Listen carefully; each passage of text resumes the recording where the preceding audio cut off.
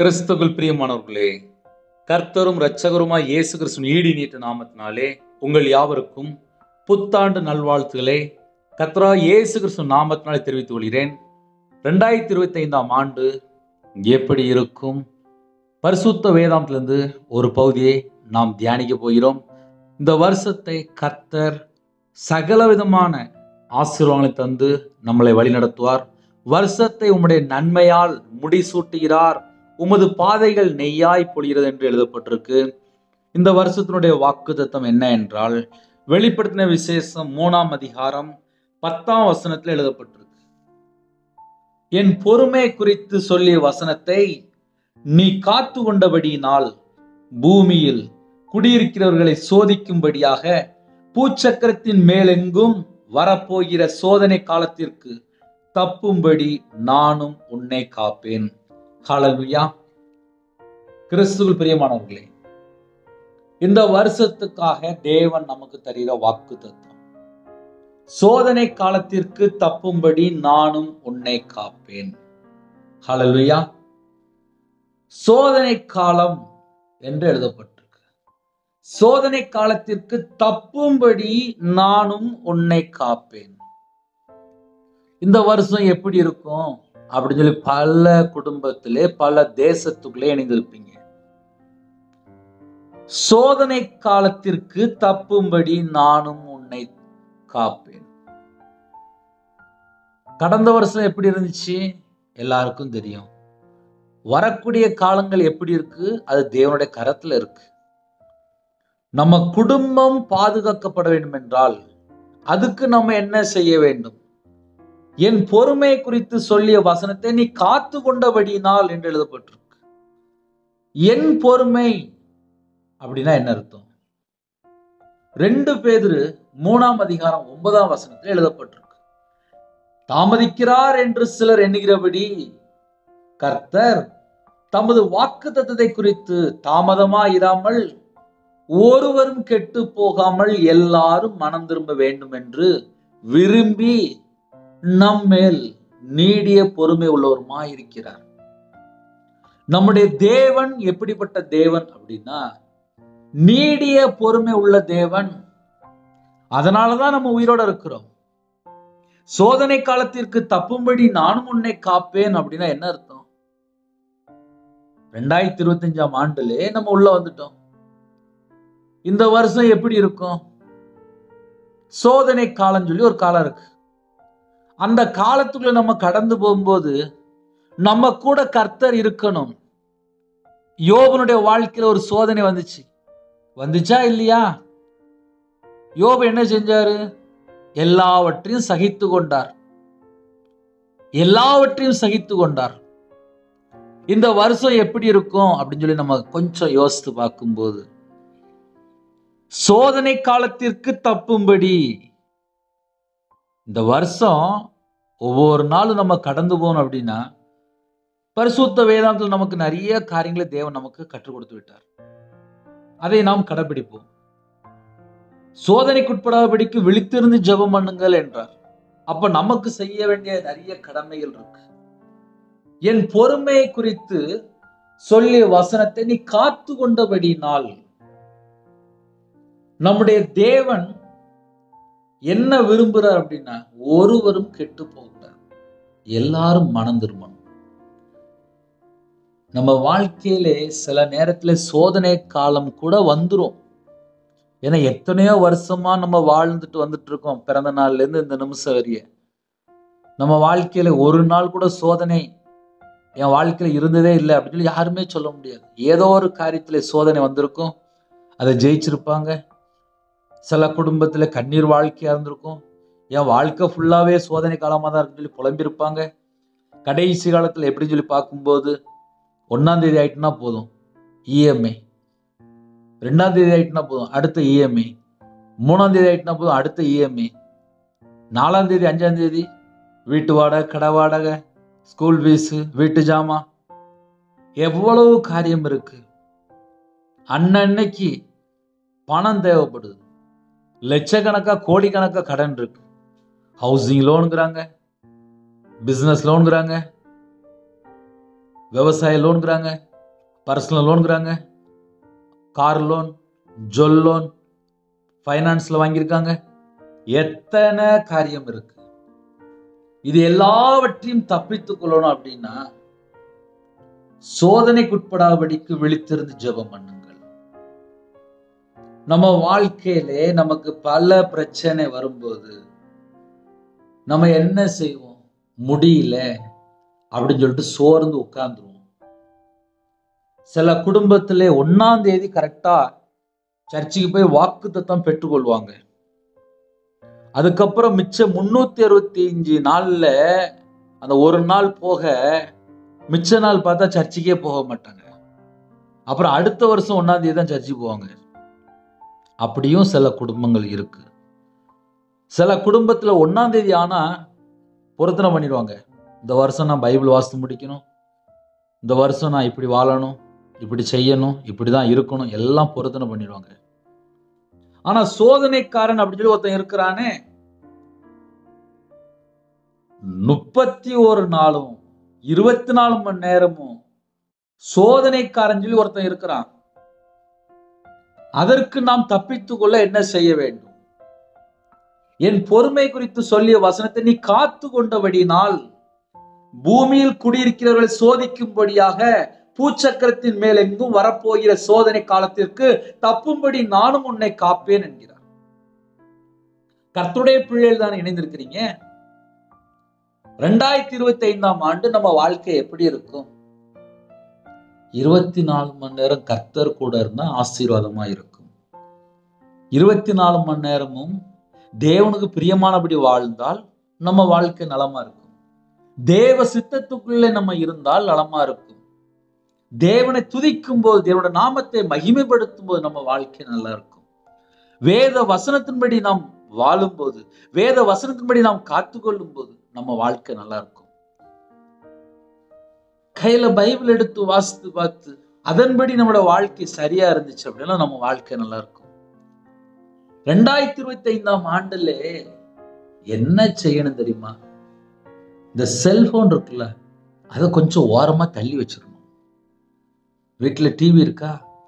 எப்ப பார்த்தாலும் டிவி பாக்குறீங்களா? பெட்ரூம்ல டிவி இருக்கா? அதை கொஞ்சம் ஓரமா தள்ளி வச்சிருங்க. கையில பைபிள் எடுத்து வாசிக்க ஆரம்பிங்க. ஏன்னா சோதனை காலத்திற்கு தப்பித்துக் கொள்ளும்படி நானும் உன்னை காப்பேன். இந்த வருஷத்துக்குள்ள வாக்குத்தத்தம் நம்ம வாழ்க்கையில நிறைவேறணும் அப்படின்னா அதுக்கு நிறைய வழிகள் இருக்கு.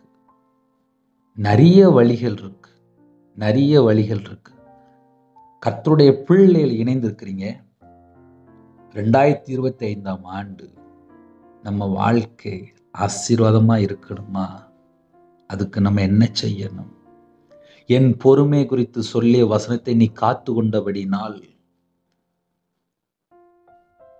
பூமியிலே குடியிருக்கிறவர்களை சோதிக்கும்படியாக பூச்சக்கரத்தின் மேல் எங்கும் வரப்போகிற, உலக மக்கள் மேல் எங்கும் வரப்போகிற சோதனை காலத்திற்கு தப்பும்படி நானும் உன்னை காப்பேன் என்கிறார்.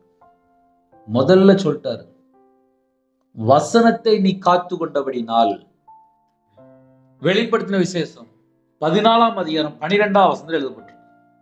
தேவனுடைய கற்பனைகளையும் இயேசுவின் மேலுள்ள விசுவாசத்தின் காத்துக்கொள்கிறவர்களாகிய பரிசுத்தவானுடைய பொறுமை இதிலே விளங்கும் என்று கூறினார்.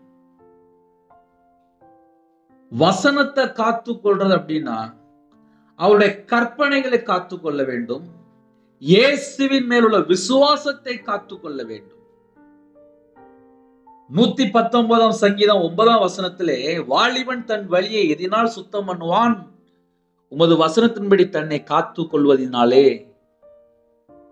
வசனத்தின்படி நம்ம காத்து கொண்டால் இந்த 2025ஆம் ஆண்டு நம்ம கடந்து போக முடியும். ஒவ்வொரு நாளும் கடந்து போகணும் அப்படின்னா அது கர்த்தருடைய கிருபை வேணும். கர்த்தருடைய கிருபையினாலே நிரப்பப்பட்டிருந்தால் மட்டும்தான் நம்ம வாழ்க்கை ஆசீர்வாதமா இருக்கும். கர்த்தருடைய பிள்ளைகள் இணைந்திருக்கிறீங்க. நம்ம வாழ்க்கை ஆசீர்வாதமா இருக்கணுமா? எவ்வளவு நேரம் தேவனுடைய சமூகத்திலே காத்திருந்து ஜெபிக்கிறோம் என்பதை சற்று ஆராய்ந்து பார்க்க வேண்டும். ஏன்னா உலகத்துக்குள்ள ஓடும்போது பல பிரச்சனையில போய் நம்ம மாட்டிக்கிடுறோம். கேட்டா குடும்பத்துல எனக்கு இப்படி பிரச்சனையா, வீட்டுல எனக்கு இப்படி பிரச்சனையா, ஊர்ல இப்படி பிரச்சனை அப்படின்னு சொல்லி ஏகப்பட்ட காரியம் சொல்லுவாங்க. ஆனா கடைசியில பார்த்தா பைபிள் வாசிக்கிறத விட்டுருவாங்க. சில குடும்பத்துல நான் ஏமாந்துட்டேன் அப்படின்னு சொல்லிட்டு பைபிள் வாசிக்கிறத விட்டுருவாங்க. இப்ப நிறைய குடும்பத்துல கர்த்தருக்கா வாழ்றாங்களா அப்படின்னு சொல்லி கேட்டா சந்தேகமா தான் இருக்கு. இதான் கடைசி காலம். இந்த கடைசி காலத்திலே என் பொறுமை குறித்து சொல்லிய வசனத்தை நீ காத்து கொண்டபடியினால், அப்போ வசனத்தினால யாரெல்லாம் காத்து கொள்றாங்களோ அவங்களுக்கு ஒரு பாதுகாப்பு. நீங்க உங்க வீட்டுல டைரி இருந்தா எடுத்து எழுதி வச்சுக்கலாம். வசனத்தினாலே யாரெல்லாம் காத்து கொள்றாங்களோ அவங்களுக்கு ஒரு பாதுகாப்பு. அழகா சொல்றாரு, என் பொறுமையை. அவருடைய பொறுமை என்ன? ஒருவரும் கெட்டு போக கூடாது, எல்லாரும் ரட்சிக்கப்படும், எல்லாரும் மனம் திரும்பணும்.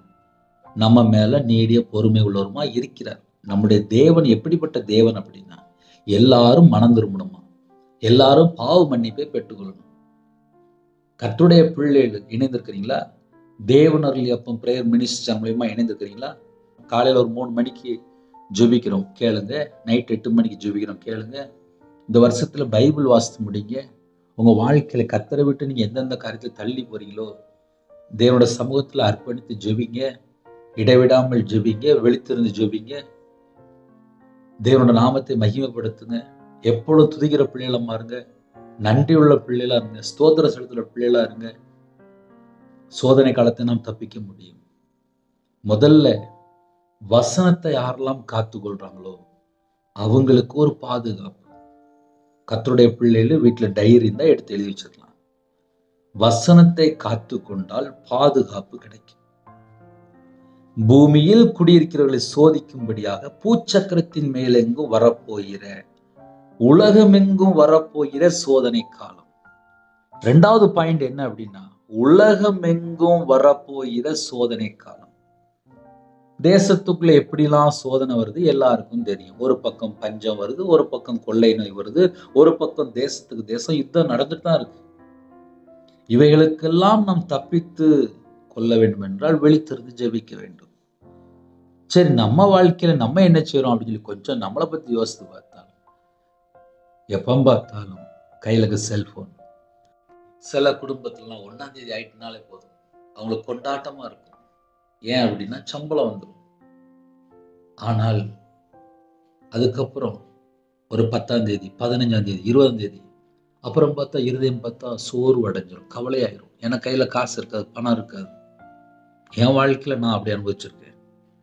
ஒரு மனுஷனோட வாழ்க்கையில பணம் இல்லை அப்படின்னா ஒரு சோர்வு வந்துடும். கர்த்தருடைய பிள்ளைகள் இணைந்திருக்கிறீங்க, உங்க வாழ்க்கை கர்த்தருடைய கரத்துல அர்ப்பணிங்க. வசனத்தினால காத்து கொண்டால் பாதுகாப்பு. முதல் பாயிண்ட் எழுதி வச்சுக்கோங்க. உலகமெங்கும், உலக மக்கள் மேல் எங்கும் வரப்போகிற சோதனை காலத்திற்கு தப்ப வேண்டும் என்றால் என்ன செய்ய வேண்டும்? அதுக்கும் செய்தி இருக்கு. நிறைய குடும்பத்தில் இணைந்திருக்கிறீங்க. 1 கொரிந்தியர் 10ஆம் அதிகாரம் 13ஆம் வசனத்திலே, மனுஷருக்கு நேரிடுகிற சோதனை அல்லாமல் வேறே சோதனை உங்களுக்கு நேரிடவில்லை, தேவன் உண்மை உள்ளவராய் இருக்கிறார். மனுஷருக்கு நேரிடுகிற சோதனை அல்லாமல் வேறே சோதனை உங்களுக்கு நேரிடவில்லை. வருஷம் ஃபுல்லா 365 நாள் என்ன பிரச்சனைல இருக்கிறாங்கன்னு சொல்லி பார்க்கும்போது, என் வீட்டுல எனக்கு இந்த பிரச்சனை இருக்கு, என் குடும்பத்துல எனக்கு இந்த பிரச்சனை இருக்கு, என் வாழ்க்கையில இந்த பிரச்சனை இருக்கு. அதுக்கு என்ன சொல்யூஷன்? கடன் இருக்கு, பிள்ளைகள் படிக்கணும், சில குடும்பத்திலே திருமணம் முடியாமல் பிள்ளைகளுக்கு வயசு அதிகமாயிட்டு போகுது. ஒவ்வொரு குடும்பத்திலும் ஒவ்வொரு காரியம். மனுஷருக்கு நேரிட சோதனை அல்லாமல் வேறே சோதனை உங்களுக்கு நேரிடவில்லை அப்படின்ட்டார். தேவன் உண்மை உள்ளவராய் இருக்கிறார். உங்கள் திராணிக்கு மேலாக நீங்கள் சோதிக்கப்படுகிறதற்கு அவர் இடம் கொடாமல். சில குடும்பத்துல உடனே சொல்லிடுவாங்க, எங்க வாழ்க்கை ஃபுல்லாவே சோதனையா தான் இருக்கு அப்படிம்பாங்க. வேதம் தெளிவு எழுதப்பட்டிருக்கு, உங்கள் திராணிக்கு மேலாக நீங்கள் சோதிக்கப்படுகிற அவர் இடம் கொடாமல் சோதனை தாங்கத்தக்கதாக சோதனையோடு கூட அதற்கு தப்பித்துக் கொள்ளும்படியான போக்கையும் உண்டாக்குவார். அப்போ 2வது பாயிண்ட் என்ன அப்படின்னா,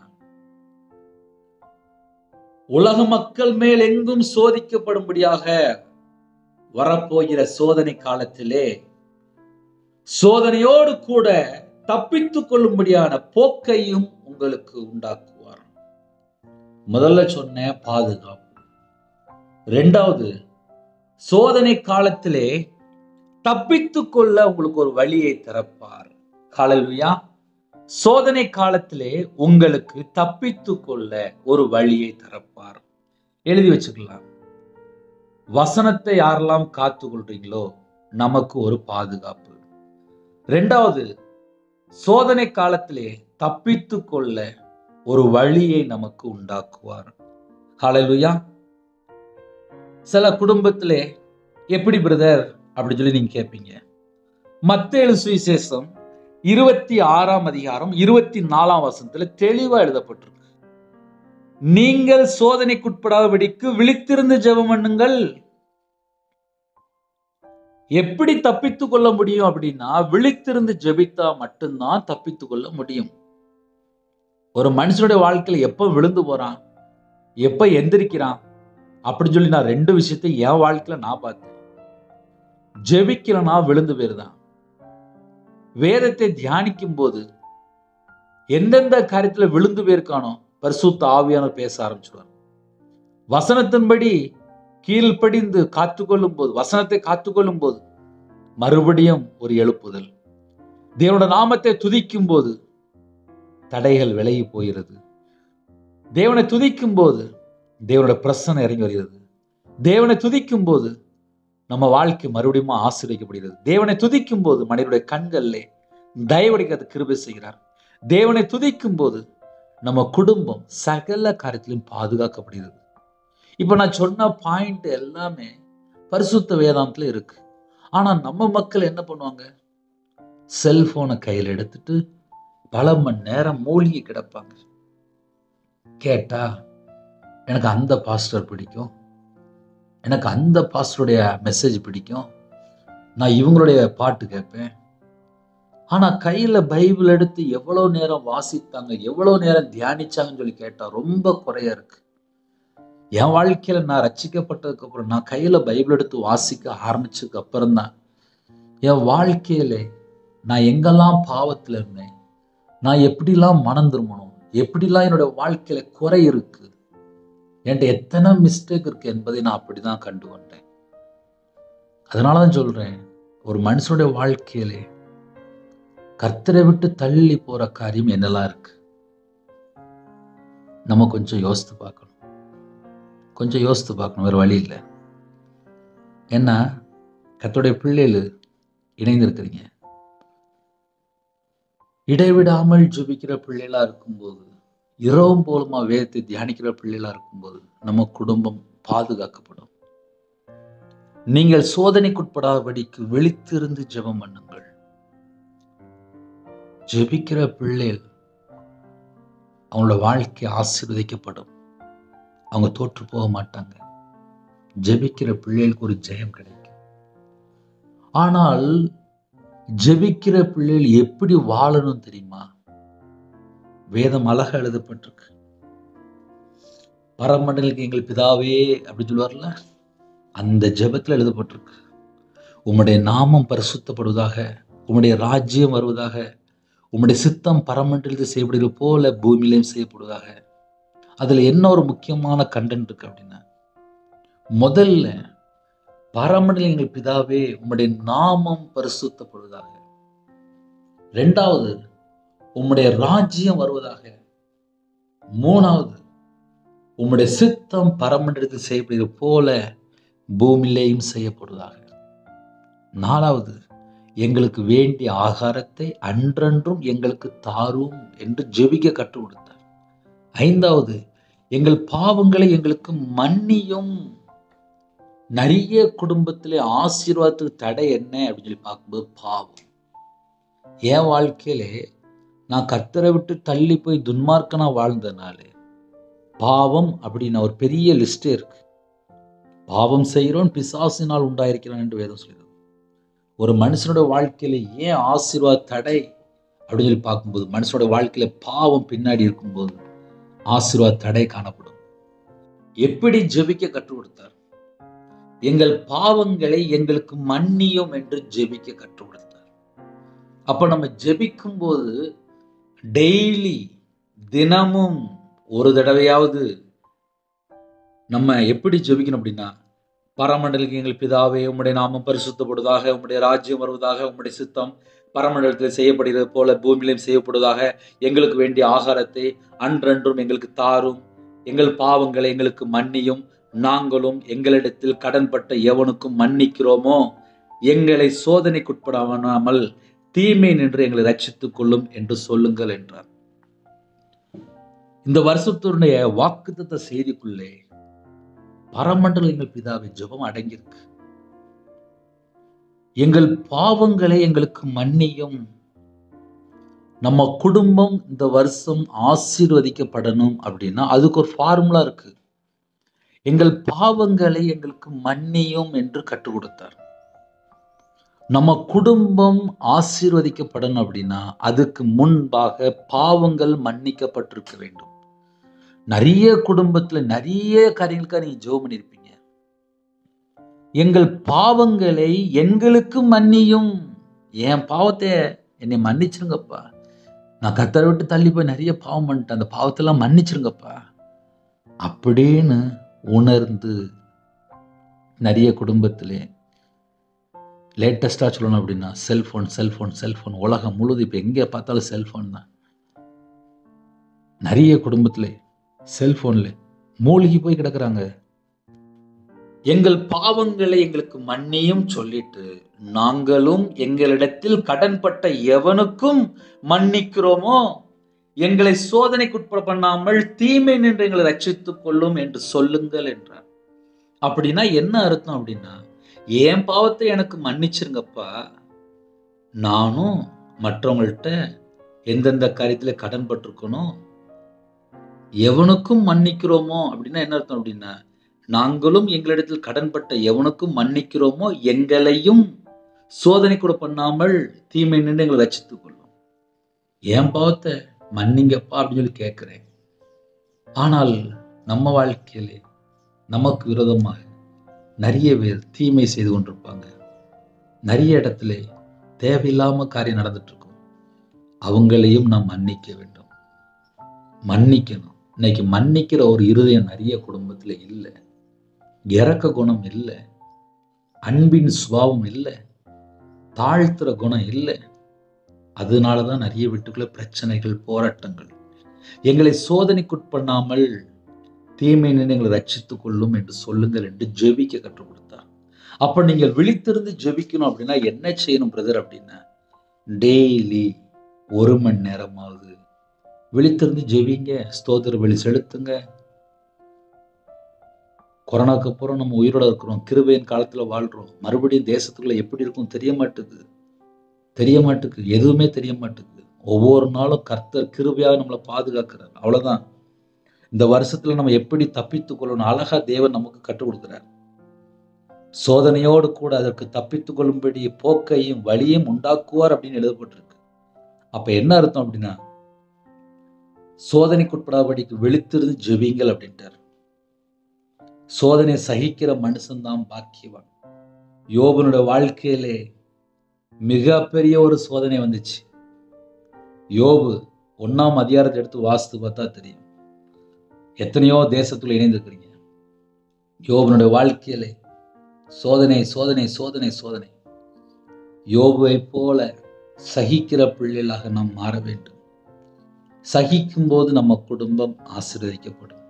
யோபனுடைய வாழ்க்கையில 2 மடங்கு ஆசீர்வாதம் சொல்லி நம்ம கேள்விப்பட்டிருக்கோம். 42ஆம் அதிகாரத்தில் எழுதப்பட்டிருக்கு. யோபு தன் சிநேகிதனுக்காக ஜெபித்த பொழுது, அப்ப நீங்க 1 மணி நேரம் விழித்திருந்து ஜெபிக்கும் போது முதல்ல சோதனை சகிக்கிற பிள்ளைகளாவும் இருக்கணும். 2வது 1 மணி நேரம் விழித்திருந்து ஜெபிக்கிற பிள்ளைகளா இருக்கணும். 3வது பரமண்டல எங்கள் பிதாவே அந்த ஜெபத்தை டெய்லி சொல்லுங்க.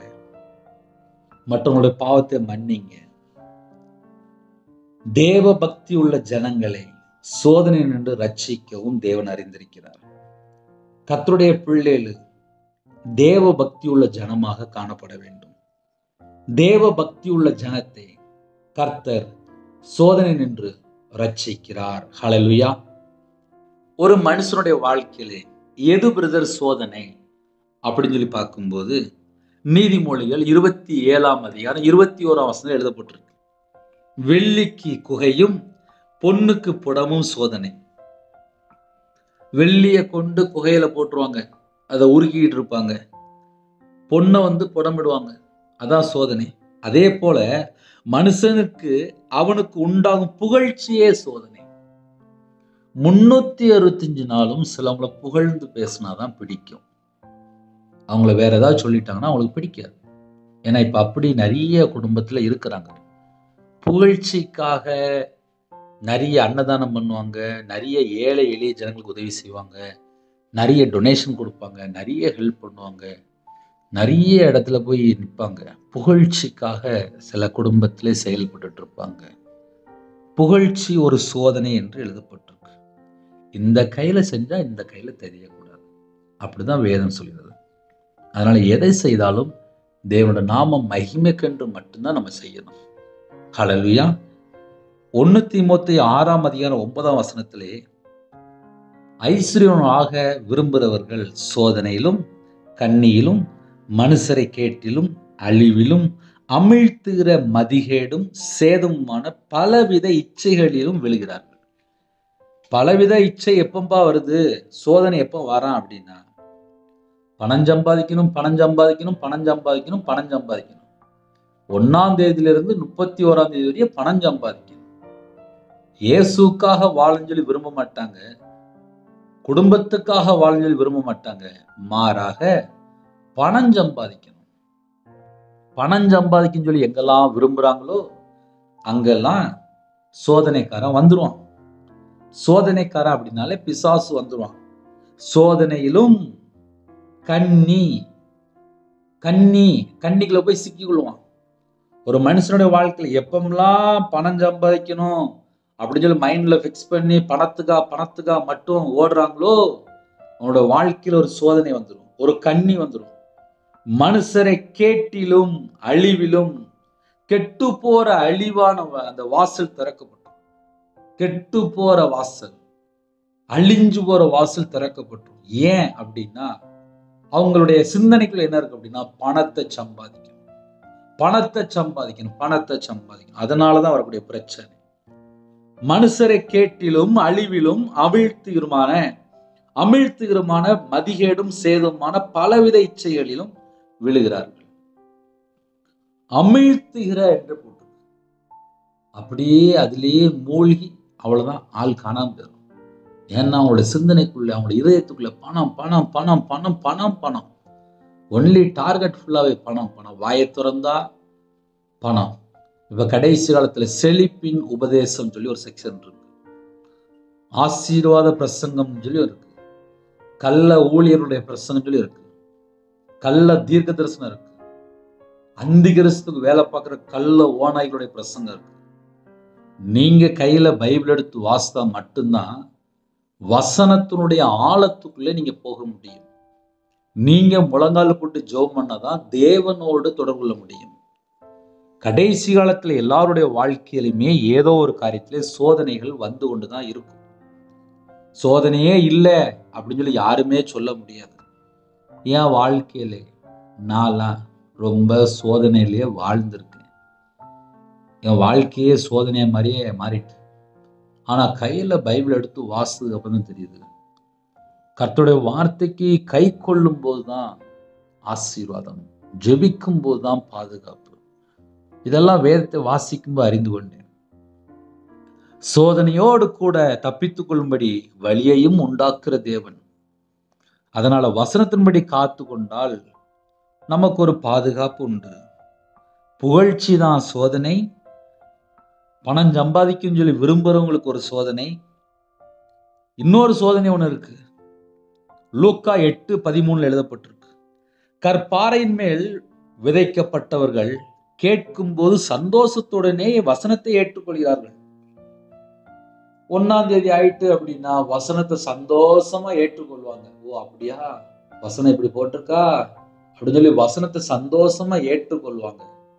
அதுக்கப்புறம் உலகத்துல போய் 16 மணி நேரம் 15 மணி நேரம் வேலை பார்ப்பாங்க. நான் வியாபாரத்துல இருந்தேன், 16 மணி நேரம் 17 மணி நேரம் வியாபாரம் பார்ப்பேன். காலையில இருந்து ராத்திரி வரையும் வியாபாரம் பார்ப்பேன். எனக்கு அது மட்டும்தான் தெரியும். வேலை செய்யணும், அவ்வளவுதான் தெரியும். அதே போல 1ஆம் தேதி வாக்குத்தத்தம் கேட்டுட்டு 2ஆம் தேதி 3ஆம் தேதி பார்த்தா உலகத்துக்குள்ள போயிருவாங்க. அவங்களோட வாழ்க்கையில ஃபுல்லா என்ன இருக்கும் அப்படின்னா, ஒரே பிரச்சனை பிரச்சனை பிரச்சனைன்னு சொல்லி அவங்களோட வியாபாரத்துல, அவங்களோட கம்பெனில, அவங்களோட வேலைக்கு போற இடத்துல எல்லா இடத்துலயும் பிரச்சனை ஓடிட்டு இருக்கும். இவங்க என்ன பண்ணுவாங்க, அங்குள்ள பிரச்சனையை சமாளிச்சுட்டு இருப்பாங்க. கையில பைபிள் எடுத்து வாசிக்கிறத விட்டுருவாங்க, ஜெபம் பண்றதை விட்டுருவாங்க. வீட்டுக்கு வருவாங்க, ரொம்ப டயர்டாகி அப்படியே படுத்து தூங்கிடுவாங்க. அப்ப என்ன அர்த்தம் அப்படின்னா, கற்பாறையின் மேல் விதைக்கப்பட்டவர்கள் வசனத்தை கேட்கும் போது சந்தோஷத்தோட ஏற்றுக்கொள்றாங்க.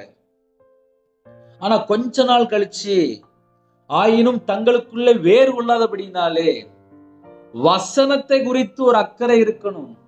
வசனம் இப்படி எழுதப்பட்டிருக்க, நம்ம பொய் பேசக்கூடாத, நம்ம வாழ்க்கையில கர்த்தரை விட்டு தள்ளி போற காரியம் இருக்கக்கூடாத, வசனத்தின்படி நம்மளை காத்து கொள்ளணுமே, வசனம் இப்படி எழுதப்பட்டிருக்கு, தீமையை யோசிக்க கூடாத, திருட்டுத்தனமா இருக்கக்கூடாது, தந்திரமா வாழக்கூடாது, ஏமாத்தக்கூடாது, கொள்ளை அடிக்க கூடாது, அடுத்த வீட்டு குடும்பத்தை கெடுக்க கூடாதுன்னு சொல்லி கர்த்தருடைய பிள்ளைகள் வசனத்தின்படி நடக்கணும்.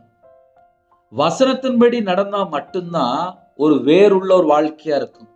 ஆயினும் தங்களுக்குள்ளே வேறு கொள்ளாதபடினால், அப்படின்னா என்ன அர்த்தம் அப்படின்னா, வசனத்தின்படி வாழவே மாட்டாங்க. வசனத்தின்படி வாழ்ந்தா மட்டும்தான் அந்த மரம் நல்ல கனிகளை கொடுக்கும். வசனத்தை விட்டு வெளியில போன உடனே அவங்களோட வாழ்க்கை ஒரு ட்ரையான வாழ்க்கை, தண்ணி இல்லாத ஒரு வாழ்க்கை, பரிசுத்த ஆவியான ஒரு அந்த வழிநடத்த இருக்காது. கர்த்தருடைய பிள்ளைகள் கர்த்தருடைய வசனத்தின்படி நடந்தா மட்டும்தான் ஆசீர்வாதம். வேறு கொள்ளாதபடினாலே கொஞ்ச காலம் மாத்திரம் விசுவாசித்து என்று எழுதப்பட்டிருக்கு. வசனத்தை கேட்டேன், வசனம் இப்படி எழுதப்பட்டிருக்கு, சரி, கொஞ்ச காலம் மட்டும் விசுவாசித்து, கொஞ்ச காலம். அந்த கொஞ்ச காலத்துக்கு அப்புறம் எப்படி இருப்பாங்க? வசனத்தை விட்டு வெளியில போயிருவாங்க. 1ஆம் தேதி நம்ம வாக்குத்தத்தம் கேட்கிறோம், 2ஆம் தேதி 3ஆம் தேதி 4ஆம் தேதி கொஞ்சம் கொஞ்சமா ஞாபகம் இருக்கும். ஒரு 10ஆம் தேதி 15ஆம் தேதி வந்த உடனே வீட்டுல கடன் பிரச்சனை, குடும்ப பிரச்சனை, வாழ்க்கையில் உள்ள பிரச்சனை, கடந்த வருஷத்துல உள்ள பிரச்சனை, பழைய நினைவு, பழைய சிந்தனை, பழைய போராட்டங்கள், ஜென்ம சுபாவம், மாம்சக்கிரியை, ஏதோ ஒரு காரியத்தில் தொடரும் போது, சோதனைக்குள்ளே அகப்படும் போது, சோதனைக்காரன் வரும்போது, சோதனை காலத்துல சிக்கிக்கொள்ளும் போது பின் வாங்கி போகிறார்கள். கொஞ்ச காலம் மாத்திரம் விசுவாசித்து சோதனை காலத்தில் பின் வாங்கி போகிறார்கள் என்று எழுதப்பட்டிருக்கு. அப்ப கர்த்தருடைய பிள்ளைகள் தேவனோட வார்த்தை விட்டு வழி விலகும் போது பல விதமான ஆபத்துக்குள்ளே போய் சிக்கி கொள்றாங்க. ஆயினும் தங்களுக்குள்ளே வேறு கொள்ளாதபடினாலே கொஞ்ச காலம் மாத்திரம் விசுவாசித்து சோதனை காலத்தில் பின் வாங்கி போகிறார்கள். ஒரு மனுஷனுடைய வாழ்க்கையில எப்பவும் பிரச்சனை சொல்லி வேதம் முழுவதும் ஆராய்ந்து பார்த்தால், கொஞ்ச காலம் மட்டும் விசுவாசித்து வசனத்தை கேட்கிறாங்க. 1 மாசம், 2 மாசம், 3 மாசம், 4 மாசம், 5 மாசம், 6 மாசம் ஆகும்போது கர்த்தருடைய வார்த்தையை விட்டு வெளியில போயிருவாங்க. இப்ப நிறைய குடும்பத்துல என்ன நடக்கு? எனக்கு யாராவது ஜெபம் பண்ணணும், நான் ஞாயிற்றுக்கிழமை சர்ச்சுக்கு போவேன், அதுக்கப்புறம் என் வேலையை பார்ப்பேன், என் குடும்பத்தை பார்ப்பேன், அவ்வளவுதான். இவங்க கையில பைபிள் எடுத்து வாசிக்கவும் மாட்டாங்க, ஜெபிக்கவும் மாட்டாங்க, தேவனை துதிக்கவும் மாட்டாங்க. கொஞ்ச காலம் மாத்திரம் விசுவாசித்து சோதனை காலத்தில் பின் வாங்கி போகிறார்கள் என்று எழுதப்பட்டிருக்கு. புகழ்ச்சி ஒரு சோதனை, பணம் சம்பாதிக்கணும் அப்படி நினைக்கும் போது சோதனை வருது. வசனத்தை விட்டு வழி விலகும் போது பின் வாங்கி போறாங்க, சோதனை காலத்துல பின் வாங்கி போறாங்க. ஆனால் இயேசு கிறிஸ்து எப்படி வாழ்ந்தார் அப்படின்னு சொல்லி பார்க்கும்போது, மத்தேயு சுவிசேஷம் 4ஆம் அதிகாரம் 3, 4 ஆகிய வசனங்களை தியானிக்கும் போது, அப்பொழுது என்று எழுதப்பட்டிருக்கு, சோதனைக்காரன் அவரிடத்தில் வந்து, சோதனைக்காரனா பிசாசு நேரடியா வாரான், அவரிடத்தில் வந்து, நீர் தேவனுடைய குமாரனே ஆனால் இந்த கல்லுகள் அப்பங்களாகும்படி சொல்லும் என்றான். அவர் பிரதித்துரமாக, மனுஷன் அப்பத்தினால மாத்திரமல்ல தேவனுடைய வாயிலிருந்து புறப்படுகிற ஒவ்வொரு வார்த்தையினாலும் பிழைப்பான் என்று எழுதியிருக்கிறதே என்றார். இயேசு கிறிஸ்து ராஜாவுடைய இதயத்துக்குள்ளே வசனம் ஃபுல்லா இருந்துச்சு. அந்த வசனத்தினாலே பிசாசை ஜெயித்தார். இன்னைக்கு நம்ம இதயத்துக்குள்ள என்ன இருக்கு அப்படின்னு சொல்லி கொஞ்சம் ஆழமா போய் பார்த்தா, முதல்ல பகை இருக்கு, இரண்டாவது வைராக்கியம் இருக்கு, மூணாவது கசப்பு இருக்கு, நாலாவது கோபம் இருக்கு, அஞ்சாவது எரிச்சல் இருக்கு. இதுக்கப்புறம் தீமை, பொல்லாத காரியம், மாம்ச இச்சை, ஜென்ம சுபாவம், துன்மார்க்கமான காரியம், துர்ச்செயல், துர்க்கிரியை, எத்தனை பாவம், எத்தனை பெரிய பெரிய ஒரு பெரிய லிஸ்டே இருக்கு. இதுல ஏதாவது இதயத்துக்குள்ள இருந்துச்சு அப்படின்னா அந்த கொஞ்சோண்டு கேப் பிசாசுக்கு போதும். சோதனை காலத்துல ஒரு மனுஷன் எப்படி சிக்கி கொள்றான் அப்படின்னு சொல்லி பார்த்தால், கொஞ்சோண்டு இடம் கொடுத்தா போதும். பிசாசுக்கு நீங்க கொஞ்சோண்டு இடம் கொடுத்தா போதும், உள்ள வந்துருவான். ஒரு மனுஷனுடைய வாழ்க்கையில பிரச்சனை பிரச்சனை பிரச்சனைன்னு சொல்லி சொல்றோம். இப்ப நானே சொல்றேன், என் வாழ்க்கையில நான் எல்லா வசனத்தையும் நான் கீழ் படிச்சுட்டேனா அப்படின்னு கொஞ்சம் செக் பண்ணி பார்த்தா என் இருதயம் சொல்லும், எங்கப்பா நீ கீழ் படிஞ்ச, 100க்கு 100 கீழ் படிஞ்சேன்னு சொல்லி என் இருதயம் சொல்லும். எல்லா வசனத்துக்கும் கீழ் படியும் போது எவ்வளவு ஆசீர்வாதம். 24 மணி நேரத்துல இரவும் போலமா வேதத்தை தியானிக்கிற மனுஷன் பாக்கியவான். இடைவிடாமல் ஜெபிக்கிற மனுஷன் பாக்கியவான்.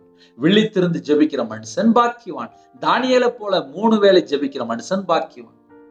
1ஆம் தேதி நம்ம வாழ்க்கையில் ஏகப்பட்ட தீர்மானம் எடுப்போம். அதுக்கப்புறம் நம்மளுடைய வாழ்க்கை எப்படி இருக்கு நம்ம கொஞ்சம் யோசித்து பார்ப்போமே. எத்தனையோ குடும்பத்துக்குள்ள ஆலயத்து கிளம்பிட்டு இருப்பீங்க, ஆலயத்து போயிட்டு வந்திருப்பீங்க, பல சூழ்நிலையில வாக்குத்தத்தம் கேட்டுட்டு இருப்பீங்க. கையில பைபிள் எடுத்து அழகா பத்திரமா கொண்டு போவாங்க, 1ஆம் தேதி கொண்டு போவாங்க. அதுக்கப்புறம் வீட்டுல கொண்டு வந்து செல்ஃப்ல கொண்டு வந்து பைபிள் வச்சிருவாங்க. அதுக்கப்புறம் கையில பைபிள் எடுத்து வாசிக்கவே மாட்டாங்க. அந்த குடும்பத்துல எப்படி ஆசீர்வாதம் இருக்கும்? சோதனைக்காரன் அவரிடத்தில் வந்து, சோதனைக்காரன் வந்தாச்சுனாலே அந்த குடும்பத்தில் உள்ள எல்லா காரியத்திலும் ஒரு சோதனை இருக்குமே. இந்த வருஷத்துல தேவன் நமக்கு தந்த வாக்குத்தத்தம் என்ன? சோதனை காலத்தில் தப்பும்படி நானும் உன்னை காப்பேன் அப்படின்னா நம்ம கூட கர்த்தர் இருக்கணும். கர்த்தர் இருந்தா மட்டும்தான் எல்லா காரியத்திலுமே ஆசீர்வாதம். ஹல்லேலூயா. இந்த வருஷத்திலே நம்ம குடும்பத்தை கர்த்தர் பாதுகாக்க வேண்டும். கர்த்தர் பாதுகாக்க வேண்டும். கர்த்தர் எப்படி பாதுகாப்பார் அப்படின்னு சொல்லி பார்க்கும்போது, வசனம் உள்ள இருக்கணும், ஜெப வாழ்க்கை உள்ள இருக்கணும், துதிக்கிற பிள்ளையா இருக்கணும். எல்லா தேசத்துக்குள்ளேயும் ஒரு சோதனை காலம், பூமியில் குடியிருக்கிறவர்கள் சோதிக்கும்படியாக பூச்சக்கரத்தின் மேல் எங்கும் வரப்போகிற சோதனை காலத்திற்கு தப்பும்படி தப்பித்துக் கொள்ளணும். அப்படின்னா விழித்திருந்து ஜெபிக்கிற பிள்ளைகளா மாறிடணும். அதான் வழி. நானும் உன்னை காப்பேன். எப்படி காக்கிறார் அப்படின்னா, சோதனை சகிக்கிற மனுஷன் பாக்கியவான் என்று எழுதப்பட்டிருக்கு. அவன் உத்தமன் என்று விளங்கின பின்பு கர்த்தர் தம்மிடத்தில் அன்பு கூறியவர்களுக்கு வாக்குத்தத்தம் பண்ணின ஜீவ கிரீடத்தை பெறுவான். சோதனை வந்த உடனே என்ன செய்யணும் அப்படின்னா, விழித்திருந்து ஜெபிக்க ஆரம்பிச்சு. சோதனை சகிச்சதுக்கு அப்புறம் நம்ம வாழ்க்கை ஆசீர்வதிக்கப்படும். கர்த்தர் தேவ பக்தி உள்ள ஜனங்களை சோதனை என்று ரட்சிக்கிறார் என்று எழுதப்பட்டிருக்கு. நம்ம வாழ்க்கையிலே இந்த வருஷத்திலே தேவனுடைய சமூகத்திலே காத்திருந்து வேதத்தை தியானிக்கிற பிள்ளைகளா மாறுவோம், ஜெபிக்கிற பிள்ளைகளா மாறுவோம், துதிக்கிற பிள்ளைகளா மாறுவோம். சோதனைக்காரன் வரும்போது நம்ம என்ன சொல்லணும் அப்படின்னா, நம்ம இதயத்துக்குள்ள கர்த்தருடைய வார்த்தை இருக்கும். கர்த்தருடைய வார்த்தை இருக்கும்போது நமக்கு ஒரு பாதுகாப்பு. ஹல்லேலூயா. யோபனுடைய வாழ்க்கையிலே சோதனை வந்துச்சு, சோதனை காலம் வந்துச்சு. ஆனா கர்த்தரை விட்டு பின்வாங்கலை, மறுதலிக்கல. அதுக்கு என்ன பிரதர் செய்யணும் அப்படின்னா, வசனத்தினாலே காத்து கொள்ள வேண்டும். 2வது, விழித்திருந்து ஜெபிக்க வேண்டும். சோதனைக்குட்படாதபடிக்கு விழித்திருந்து ஜெபிக்க வேண்டும். இந்த 2 தான் ஃபார்முலா. 3வது சொல்லிட்டாரு, சோதனை காலத்திற்கு தப்பும்படி நானும் உன்னை காப்பேன். ஹல்லேலூயா. நானும் உன்னை காப்பேன். இந்த வருஷத்திலே தேவன் அருளிய அப்போ மினிஸ் சேனலுக்கு தேவன் நமக்கு தருகிற வாக்குத்தத்தம் என்ன தெரியுமா? சோதனை காலத்திற்கு தப்பும்படி நானும் உன்னை காப்பேன். நம்முடைய தேவன் நம்மை பாதுகாப்பார். இந்த பூமியிலே அநேக உபத்திரங்கள் வழியாக கடந்து போக வேண்டும் என்று வேதம் சொல்கிறது. ஒவ்வொரு நாளும் அதிகாலையில் 3 மணிக்கு ஜெபிக்கிறோம். இணைந்து கேளுங்கள். 1 மணி நேரமா விழித்திருந்து ஜெபிங்கள். கர்த்தர் குடும்பத்தை ஆசீர்வதிப்பார். தூங்கும் முன்பாக 8 மணிக்கு ஜெபிக்கிறோம். அதையும் தொடர்ந்து கேளுங்கள். இந்த வருஷத்துக்காக நாம் ஜெபிக்க போகிறோம். இருக்கிற இடத்துல முழங்கால் போடுங்க. தேவனை நோக்கி மன்றாடி நாம் ஜெபிப்போம். ஆசீர்வாதங்களை இந்த வருஷத்துக்காக நாம் கேட்போம். பாதுகாப்புக்காக கேட்போம். வசனத்தின்படி வாழ அர்ப்பணிப்போம். ஜெபிக்கிற ஒரு அபிஷேகம் கேளுங்க. விழித்திருந்து ஜெபிக்கிற ஒரு அபிஷேகம் கேளுங்க. நம்ம எல்லாரும் இருக்கிற இடத்துல கண்களை மூடி முழங்கால் படிட்டு என்னோட சமூகத்தை நோக்கி நாம் ஜெபிப்போம். எங்களை அதிகமாய் நேசிக்கிற எங்கள் அன்பு நேர்ந்த பரிசுத்தமுள்ள நல்ல பிதாவே, உம்மை நன்றியோடு துதிக்கிறோம், ஸ்துதிக்கிறோம்ப்பா. மகா கிருபையும் இறக்கும் மகிமையும் நிறைந்த அன்பின் பிதாவே, உம்மை நன்றியோடு துதிக்கிறோம், ஸ்துதிக்கிறோம்ப்பா. எங்களை ஆச்சரியமாய் அதிசயமாய் கடந்த வருஷம் முழுவதும் பத்திரமாக அற்புதமாய் மீட்டெடுத்தவரே, உம்மை நன்றியோடு துதிக்கிறோம், ஸ்துதிக்கிறோம்ப்பா.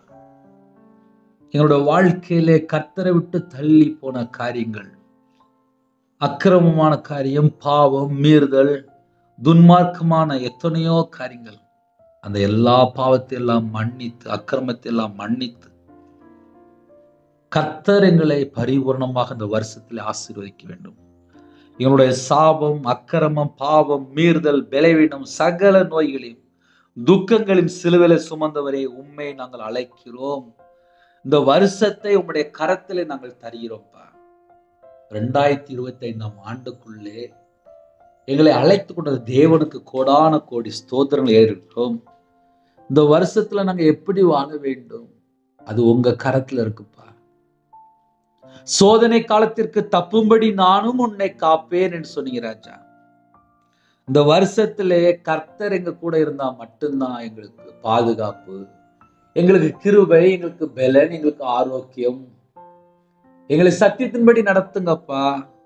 சத்திய ஆவியானவரே எங்க கூட இருங்கப்பா. பரிசுத்த ஆவியானவரே எங்க கூட இருங்கப்பா. தேவ ஆவியினால நிரப்புங்கப்பா.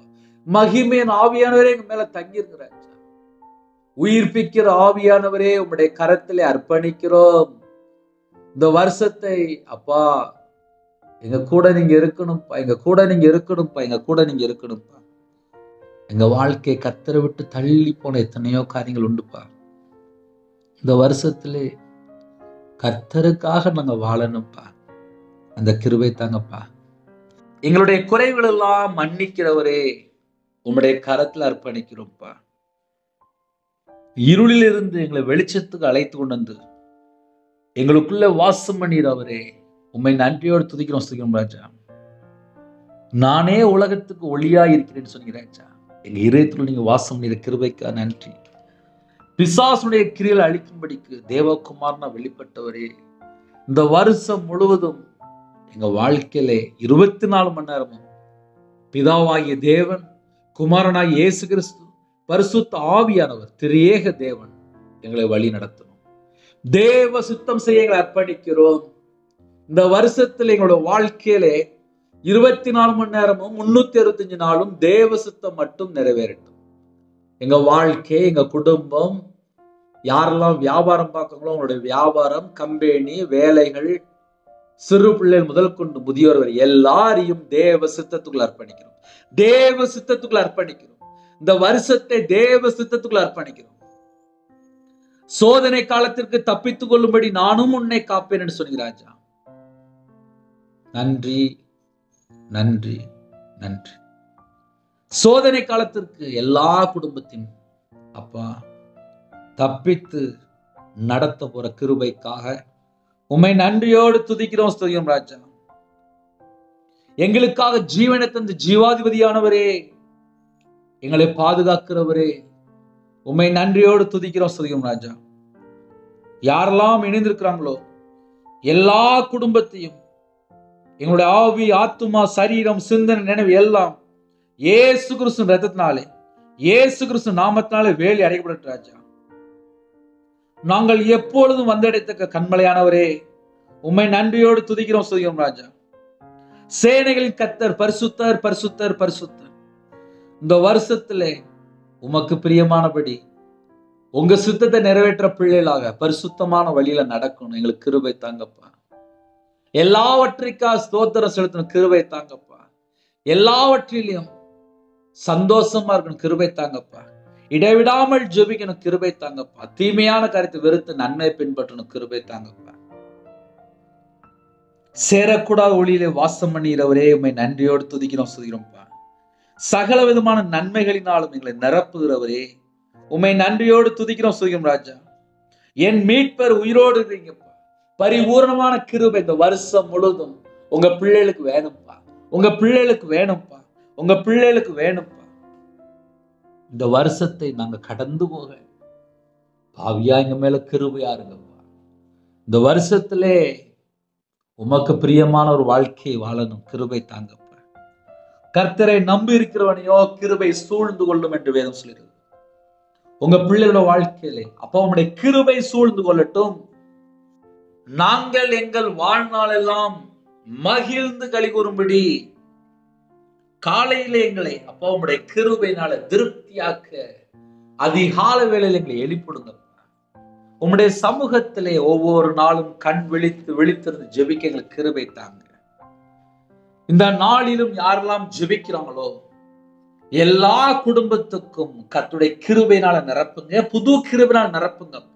உங்க வல்லமையினால நிரப்புங்கப்பா. உங்களுடைய பிரசன்னத்தினால மூடுங்க ராஜா. புது எண்ணெயால் அபிஷேகம் பண்ணப்படட்டும். ஜெப அபிஷேகத்தினால் நிரப்புங்கப்பா. சத்துருக்களை மேற்கொள்ள அபிஷேகத்தினால் நிரப்புங்கப்பா. யுத்த அபிஷேகம் தாங்கப்பா. கல்வாரி அன்பினால் நிரப்புங்கப்பா. பரிசுத்த ஆவியினால் நிரப்புங்கப்பா. அக்கினி அபிஷேகத்தினால் நிரப்புங்கப்பா. மகிமையின் ஆவியானவரே உங்க பிள்ளைகள் மேல தங்கி இருங்க. பூமியின் மேல அக்கினியை போட வந்தேன், அது இப்பொழுதே பற்றி எறிய வேண்டும் என்று விரும்புகிறேன் சொன்ன வசனப்படி ஒவ்வொரு குடும்பத்தையும் அக்கினி அபிஷேகத்தினால் நிரப்புங்கப்பா. யாரெல்லாம் தாழ்த்துறோம் எல்லா குடும்பமும் இயேசு கிறிஸ்துவின் இரத்தத்தினாலே, இயேசு கிறிஸ்துவின் நாமத்தினாலே பரிபூர்ணமாக ஆசீர்வதிக்கப்படட்டும். எல்லா குடும்பமும் இயேசு கிறிஸ்துவின் இரத்தத்தினாலே, இயேசு கிறிஸ்துவின் நாமத்தினால் ஆசீர்வதிக்கப்படட்டும். ஆவிக்குரிய 9 கனிகளினாலும் ஆவிக்குரிய 9 வரங்களாலும் உங்க பிள்ளைகளை நிரப்புங்கப்பா. பரிசுத்தாவின் வரங்களினால் நிரப்புங்கப்பா. கிருபையின் வரங்களால் நிரப்புங்கப்பா. ஞான வரங்களால் நிரப்புங்கப்பா. தீர்க்க தரிசன வரங்களால் நிரப்புங்கப்பா. ஒரு உணர்வுள்ள இருதயம் தாங்கப்பா. உணர்வுள்ள ஆவியை தாங்கப்பா. தாங்கப்பா. இந்த வருஷத்திலே காண்டாமிருகத்துவ பலனை எங்களுக்கு தாங்கப்பா. இந்த வருஷம் ஓட மான்கால்களை தாங்கப்பா. கர்த்தருக்கு காத்திருக்கிறவர்களோ புது பலன் அடைந்து கழுகுகளை போல சிட்டைகள் அடித்து எழும்புவார்கள் என்று எழுதப்பட்டிருக்கு. அந்த கிருபைகளை தாங்கப்பா. யாரெல்லாம் இணைந்திருக்கானோ வெண் வஸ்திரம் தாங்கப்பா. ரட்சிப்பின் வஸ்திரம் தாங்க ராஜா. புது வஸ்திரம் தாங்கப்பா. நீதியின் சால்வை தாங்கப்பா. துதியின் உடையை தாங்கப்பா.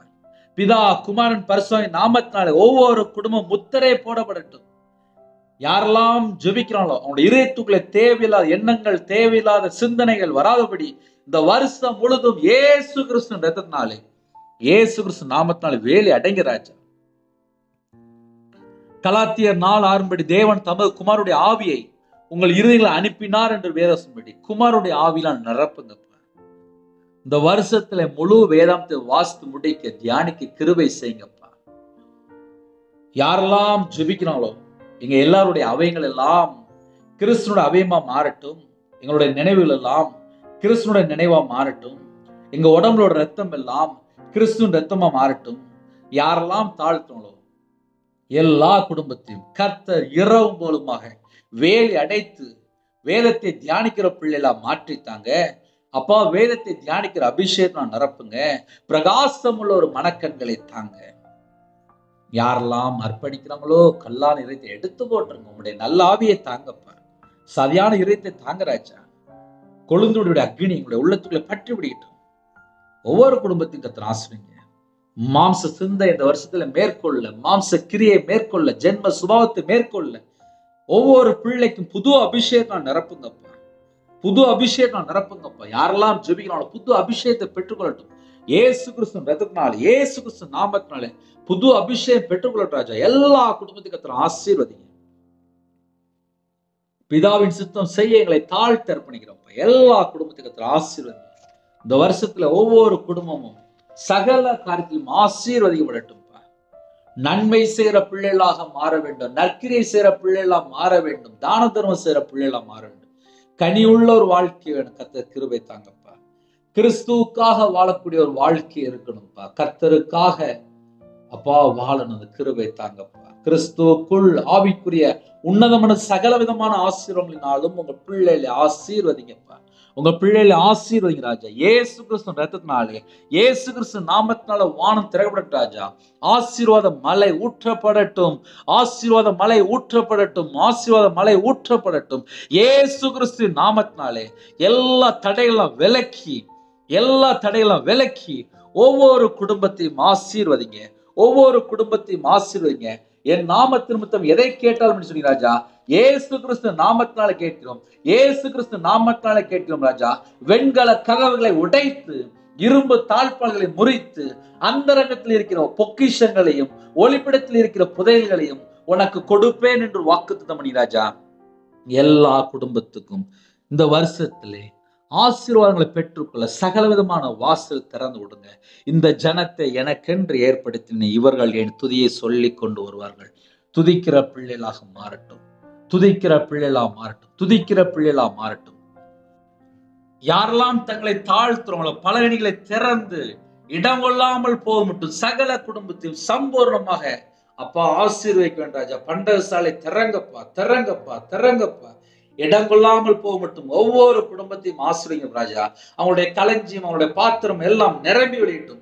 இயேசு கிறிஸ்து ரத்தத்தினாலே, இயேசு கிறிஸ்து நாமத்தினாலே எல்லா குடும்பமும் ஆசீர்வதிக்கப்படட்டும். யாரெல்லாம் தாழ்த்துறவங்க கையில் கீழே ஆசீர்வதிங்க ராஜா. அந்த வருஷத்திலே அப்பா ஒவ்வொரு குடும்பத்தையும் ஆசீர்வதிங்க.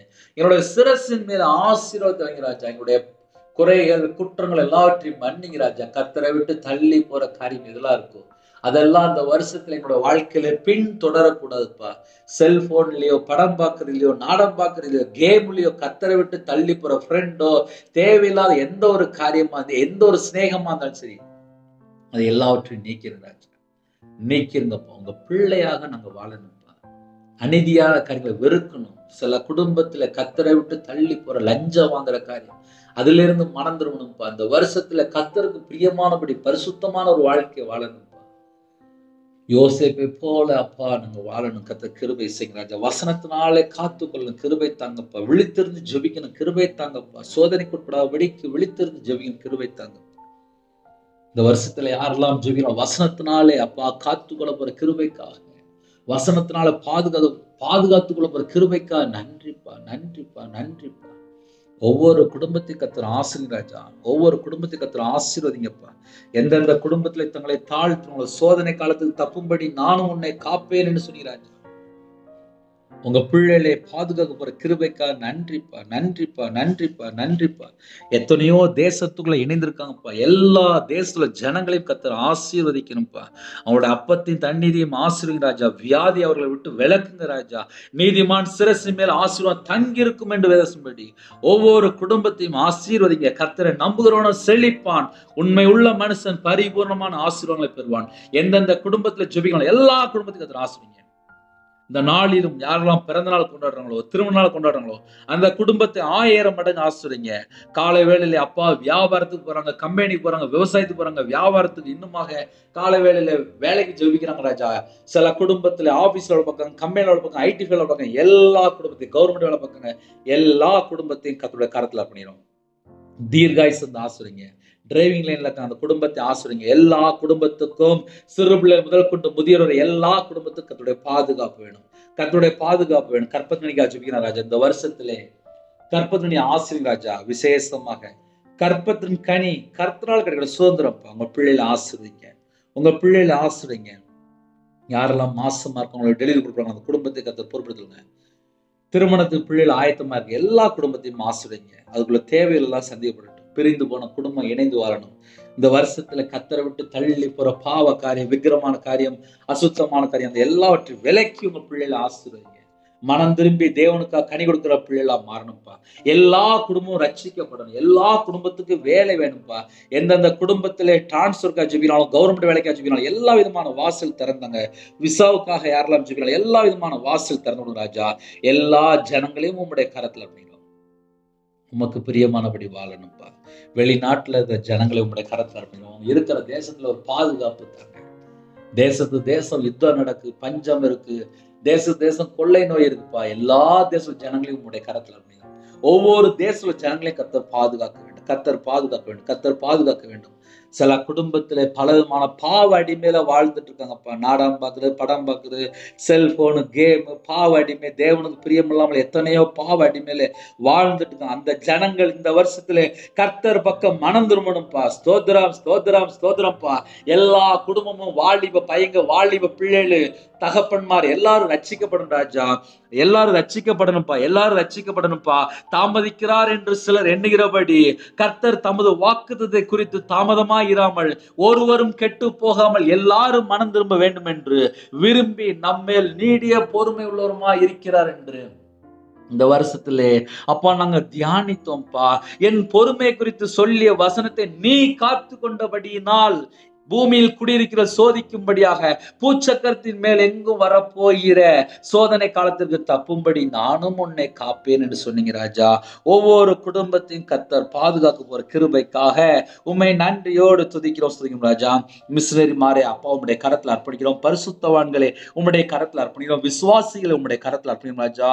யாரெல்லாம் ஊழியம் செய்யறாங்களோ உங்களுடைய ஊழியத்துல அற்புத அடையாளம் நடக்கணும், விடுதலை நடக்கணும், சுகம் நடக்கணும், அநேக சாட்சிகள் கேட்கப்படணும். கர்த்தர் கிருபை இந்த நாளிலும் எந்த குடும்பத்திலே அப்பா தாழ்த்துறவங்களோ, சில குடும்பத்திலே முதியோரத்துல இருக்காங்க, ஹாஸ்டல்ல இருக்காங்க, ஹோம்ல இருக்காங்க, அந்த குடும்பத்தை கர்த்தர் சந்திங்க. உங்க பிள்ளைகளோட வாழ்க்கையில எல்லா தேவையிலெல்லாம் கர்த்தர் சந்திங்க ராஜா. சில குடும்பத்துல வீடு கட்டுறாங்க, இந்த வருஷத்துல வீடு கட்டி முடிக்க கர்த்தர் கிருபை செய்யுங்க. வியாபாரம் பார்க்குற குடும்பத்தை ஆசிரிங்க, கம்பெனி வைத்திருக்காங்க அந்த குடும்பத்தை ஆசிரிங்க. இந்த வருஷத்துல எந்தெந்த குடும்பத்திலே அப்பா ஜுவல் லோன் இருக்கு, இஎம்ஐ கட்டுறாங்க, ஹவுசிங் லோன் இருக்கு, கார் லோன் இருக்கு, ஃபைனான்ஸ் இருக்கு, இன்னுமா குழுக்குள்ள பணம் அடைக்கும் ராஜா. எத்தனையோ குடும்பத்திலே பிள்ளைகளுடைய படிப்புக்காக கடன் வாங்கியிருக்காங்க, வேலைக்காக கடன் வாங்கியிருக்காங்க, திருமணத்திற்காக கடன் வாங்கியிருக்காங்க, தெரிஞ்சவங்கள்ட்ட வாங்கியிருக்காங்க, சொந்தக்காரன் வாங்கியிருக்காங்க.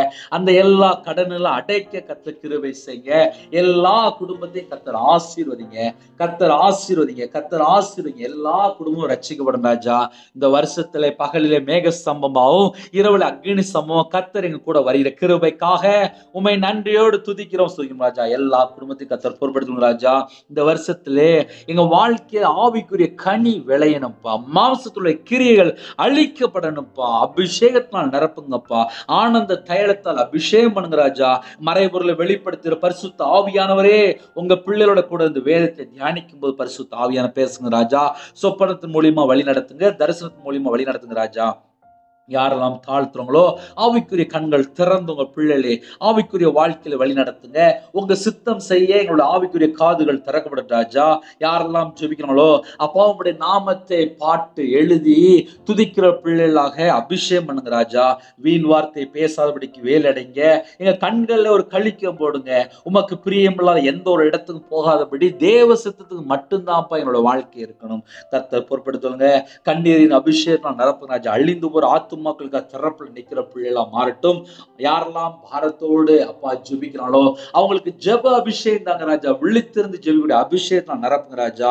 எல்லா குடும்பத்தையும் உம்முடைய கரத்துல அர்ப்பணிக்கிறோம். தேவனர்லி அப்ப மினிஸ்ட்ரி சேனலுக்காக ஸ்தோத்திரம். எல்லா குடும்பத்தையும் உம்முடைய கரத்துல அர்ப்பணிக்கிறோம். எல்லா குடும்பத்தையும் கர்த்தர் பாதுகாக்க வேண்டும். உங்க நாம மட்டும் மேம்படும் ராஜா. சிறு பிள்ளைகள் முதல் கொண்டு முதியோர் வரை படிக்கிற பிள்ளைகள், காலேஜ் படிக்கிற பிள்ளைகள், வேற தேசத்துல தங்கி இருக்காங்க, ஹாஸ்டல்ல இருக்காங்க, ஹோம்ல இருக்காங்க, எத்தனையோ தேசத்துல தனித்தனியா வாழ்ந்துருக்காங்க ராஜா. சில குடும்பத்திலே கணவரால் கைவிடப்பட்ட நிலைமை, சில குடும்பத்திலே பிரிவினை, சில குடும்பத்திலே கோர்ட்டு கேஸ் சொல்லி உபத்திரப்படுறாங்க, சில குடும்பத்துல சொத்து பிரச்சனை, சிவில் கேஸ் ஓடிட்டு இருக்கு, சில குடும்பத்திலே அப்பா பலவிதமான இக்கட்டான சூழ்நிலை வாழ்ந்துட்டு இருக்காங்க. அந்த குடும்பத்துக்கு சோதனை காலத்துல தப்பிக்கும்படி நானும் உன்னை காப்பேன் என்று சொன்னீங்க ராஜா. எல்லா குடும்பத்தையும் கர்த்தர் பாதுகாத்துக் கொள்ளுங்க. உங்க பாதப்படியில் அர்ப்பணிக்கிறோம். தேவனர்லி அப்ப மினிஸ்டர்ல உங்களுடைய கரத்துல அர்ப்பணிக்கிறோம். ரவி ராஜே உங்களுடைய கரத்துல அர்ப்பணிக்கிறோம். இந்த வருஷம் இரவும் பலுமா செய்தி பேச, ஜெபிக்க, துதிக்க எங்களுக்கு கிருபை தாங்க. ஒவ்வொரு நிமிஷமும் நாங்க உயிரோட இருக்கணும்னா அது உம்முடைய கிருபை, உம்முடைய கிருபை மட்டுமே. இந்த வருஷம் நாங்க கர்த்தருக்கு பிரியமானபடி வாழ அர்ப்பணிக்கிறோம். எங்க வாழ்க்கையில எல்லா குறைகள் எல்லாம் மன்னித்து எங்களை பரிசுத்தப்படுத்தி எங்களை ஆசிரியங்க.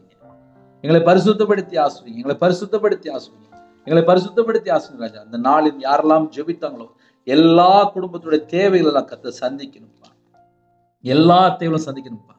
நாங்கள் எங்கள் வாழ்நாள் எல்லாம் மகிழ்ந்து கழிவும்படி காலையிலே எங்களை உமது கிருபையால் திருப்தியாக்கி எங்களை ஆசிரியங்க. இந்த வருஷத்தை உம்முடைய கரத்துல அர்ப்பணிக்கிறோம். இந்த வருஷத்தை உம்முடைய கரத்துல அர்ப்பணிக்கிறோம். எங்க குடும்பத்தை உம்முடைய கரத்துல அர்ப்பணிக்கிறோம். வியாபாரம் பார்க்கலாம் அந்த வியாபாரத்தை உம்முடைய கரத்துல அர்ப்பணிக்கிறோம்.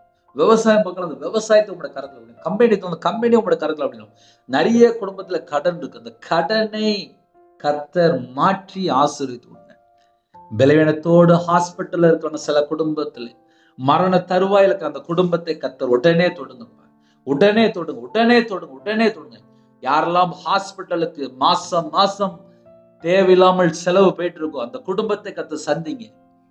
அந்த குடும்பத்தை சந்திங்க. எங்களுடைய பலவீனம், எங்களுடைய நோய் எல்லாம் சிலுவையில சுமந்தவரே, உங்க பிள்ளைகளுக்கு ஒரு பரிபூர்ணமான சுகம் கட்டளையிடுங்க. பரிபூர்ணமான சுகம் கட்டளை உங்களுடைய தழும்புள்ள கரத்துல தொட்டு சுகமாக்கித்தாங்க. இந்த வருஷத்தை உங்களுடைய கரத்துல அர்ப்பணிக்கிறோம். கர்த்தர் பொறுப்படுத்துங்க. யாரெல்லாம் இணைந்திருக்காங்களோ அந்த குடும்பம் கர்த்தராகிய இயேசு கிறிஸ்து நாமத்தினால ஆசீர்வதிக்கப்படும். இயேசு கிறிஸ்து நாமத்தினால ஆசீர்வதிக்கப்படும். இயேசு கிறிஸ்து நாமத்தினால ஆசீர்வதிக்கப்படும். எல்லா குடும்பத்தையும் கர்த்தர் பொறுப்படுத்துங்க. உமக்கு பிரியமானபடி வாழ எங்களை அர்ப்பணிக்கிறோம். இந்த வருஷத்திலே எங்க வாழ்க்கை கர்த்தருடைய கரத்துல இருக்கணும்ப்பா. வசனத்தினாலே பாதுகாத்துக் கொள்கிற பிள்ளைகளா இருக்கணும். இடைவிடாமல் ஜெபிக்கிற பிள்ளைகளா இருக்கணும். சோதனை சகிக்கிற பிள்ளைகளா இருக்கணும். சோதனையை தப்பித்துக் கொள்ளும்படி எங்க கூட நீங்க பேசுனீங்கப்பா. சோதனையோடு கூட அதுக்கு தப்பித்துக் கொள்ளும்படி ஒரு வழியை எங்களுக்கு உண்டாக்க போற கிருபைக்கா நன்றி. உங்க நாம மகிமைப்படட்டும். உம்முடைய கரத்தில் எங்களை தாழ்த்தி இந்த வருஷத்தை அர்ப்பணிக்கிறோம். துதி கனம் மகிமை எல்லாம் கர்த்தராகிய இயேசு கிறிஸ்து ராஜா ஒருவருக்கே செலுத்தினோம். இயேசு கிறிஸ்து மூலியமா கேட்கும் நல்ல பிதாவே, ஆமேன். தேவனுக்கே மகிமை உண்டாவதாக. ஹல்லேலூயா, ஹல்லேலூயா, ஹல்லேலூயா. கிறிஸ்துவில் பிரியமானவர்களே, 9363064181 நம்பருக்கு கொண்டால் நாங்கள் உங்களுக்காக குடும்பத்துக்காக ஜெபிப்போம். தினமும் அதிக அளவில் 3 மணிக்கு ஜெபிக்கிறோம். தூங்கும் முன்பாக 8 மணிக்கு ஜெபிக்கிறோம். தொடர்ந்து கேளுங்கள். என்னுடைய ஊழியக்காக தொடர்ந்து ஜெபித்து கொள்ளுங்கள். கர்த்தருடைய வருகையில நாம் காணப்படுவோம். இந்த வருஷத்திலே கர்த்தர் நம்ம கூட இருப்பார். சோதனை காலத்துக்கு தப்பித்துக் கொள்ளும்படி நானும் உன்னை காப்பேன் என்று கர்த்தர் வாக்குத்தத்தம் செய்திருக்கிறார். எங்களுடைய ஊழியக்காக தினமும் ஜெபிங்கள். தேவனுக்கே மகிமையுண்டாவதாக. கர்த்தர் தாமே உங்களையும் உங்கள் குடும்பத்தையும் உங்களுடைய வாழ்க்கை முழுவதையும் இந்த வருஷத்துள்ள எல்லா காரியத்தையும் கர்த்தர் கூட இருந்து மகிமையாக வழி நடத்தி உங்க குடும்பத்தை பல மடங்கு ஆசீர்வதிப்பாராக. God bless you. Amen. Thanks for watching. Please subscribe our channel. Click the like and share. Click the bell. God bless you.